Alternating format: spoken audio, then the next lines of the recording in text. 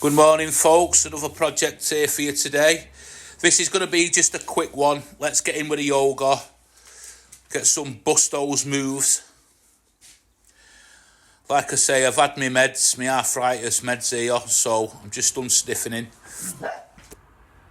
So just let's get to it. Here's Stanley. He's all better now. Look at him. He's come to say hello. Right, so what I've got here is, it's just basically one strip of 4x1, and that's all I'm using on this. You could use pallet wood for these projects. Now, on this project, I've made a few mistakes, and I'll run through them as I come to them. One, I sort of noticed when I was doing it, and I just went ahead with the old thing altogether. Because I just wanted to get the job done, really. But I've sort of rectified it. These are just going to be for home anyway. I'll use them for Christmas presents or something like that. I've got a sister-in-law who's she likes a bit of a drink, and this will be ideal for her. So you'll get it. Just lining up. My hands are not too close there, so don't worry about that. Keep your hands well away from them blades, as I always say.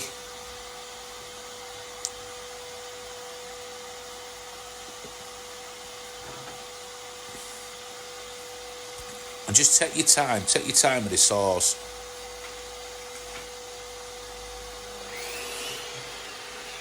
Don't be in a rush. You can batch this project out. So, you can make multiples of these. Should be easy sellers. This is actually the first time I've made this item, so it's all a bit of trial and error. I can see other people making stuff similar, but I just want to try it for myself, see what the pitfalls are and where things are right and where things are wrong. So all I'm doing here is I'm just measuring this to cut a couple of holes. So I'll use my sort of square here just to do what I'm doing.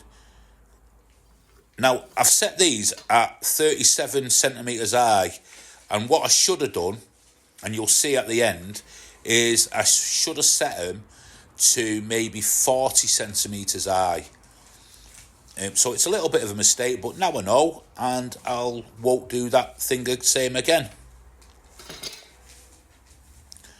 Just putting a little punch in there before I get the forcing a bit on here.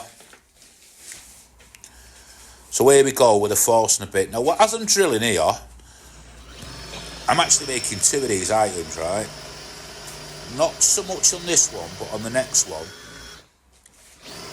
it slips off the wood. It slips. A little tiny slip. I don't know what they call it. They call it drift or something like that. And it totally messes the holes up. And I have to sort of go with it in the end, because I'm not wasting the wood. I'm not going to do that. So I think it's this one. It's one, I don't know, but it's one of them that drifts. And you'll see in a minute. I could have done this on the drill press. I've got a drill press, but I just wanted to show you lot. You can do it with, just a normal drill, forcing the bits.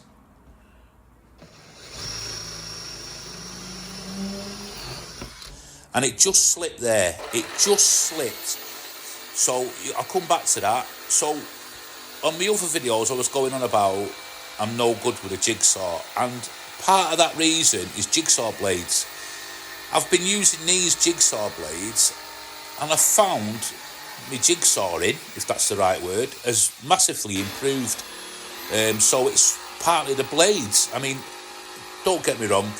The majority of it is I'm just no good with a jigsaw, but get good blades, that's all I'll say to you. These blades I'm using here by Starrett's, I've been impressed with their stuff, so I've been buying one or two bits of that brand.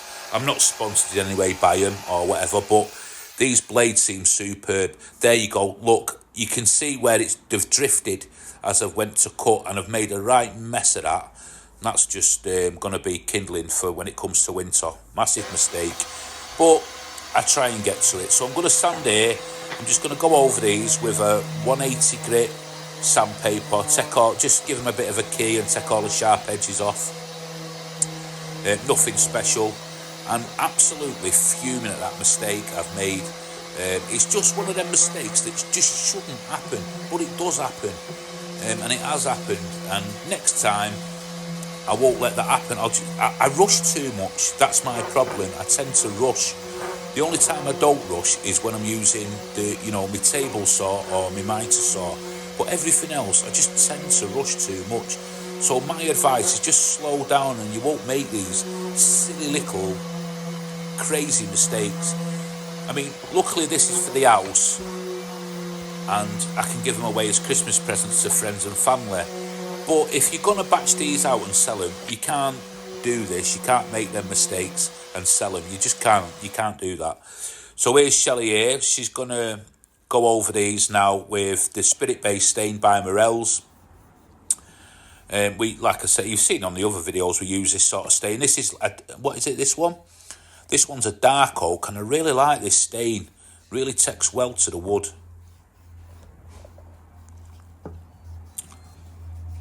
Even on the end grain there, it just goes in really well. And you get a really good coverage with it, and it seems to last ages. Long time.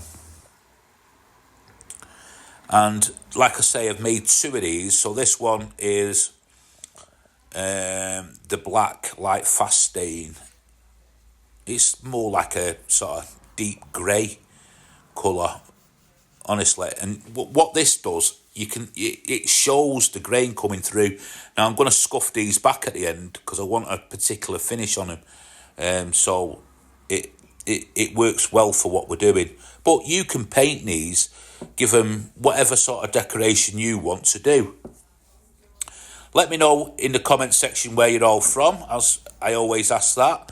And if you can support our channel now on the Buy Me a Coffee app. Everything we sort of get through that goes back into materials and helps the channel grow.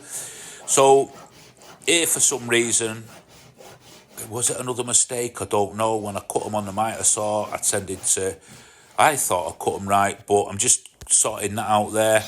I'm just putting these together now. Now, you can nail these, you can pin them, you can do what you want with a bit of glue. I like screwing, and I like putting plugs in. I just like that finish. I feel like they're done when I've done that they're not just coming apart. All you need is a tiny bit of glue, really, because I'm putting the screws on. I mean, when this glue goes off, there's no getting it apart, really, and it's Type Bond 2 this I'm using today, but I'm screwing it as well, so it's just double the strength, really. I'm still fuming with that mistake.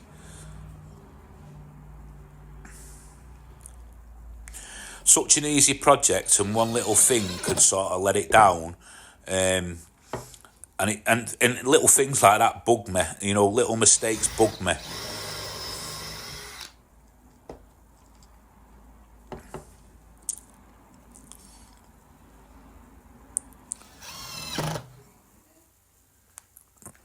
Now here's Shelley applying a top coat just all over it. Now what I've done there, as that stain's dried, I've scuffed over it with a 180 grit sandpaper just to bring that sort of grain out and give it like a rustic chic look. And here they are finished. Wine bottle holder carriers. You can put whiskey in these, you can put any spirits in them, wine, whatever. But if you'd have a look at the top, if it goes up the video, it needs to be a little bit higher. The one on the right there is a prototype I did the other day. I should have went with them dimensions. It needs to be about 3 centimetres higher. So anyway, thanks for watching. I hope you like this video. I know it's only a short one. And don't forget to subscribe to our channel. And thank you for all your support. You're all fantastic. And on to the next video. Bye-bye.